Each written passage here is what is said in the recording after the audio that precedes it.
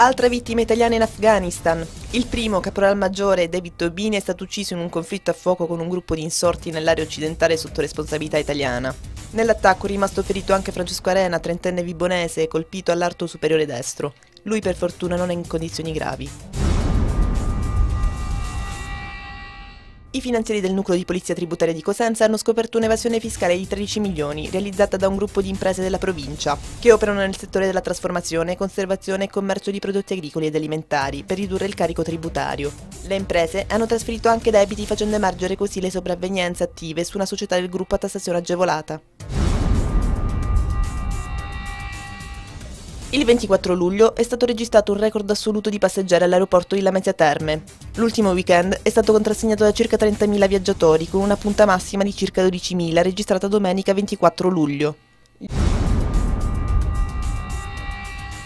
Gli ospiti musulmani del centro di prima accoglienza di Sant'Anna di Isola Caporizzuto dall'1 al 29 agosto potranno osservare, come prevede la loro religione, la ricorrenza del Ramadan, il mese del digiuno.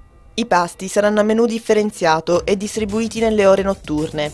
Tutti coloro che vorranno pregare saranno ospitati in un tendone che fungerà da moschea.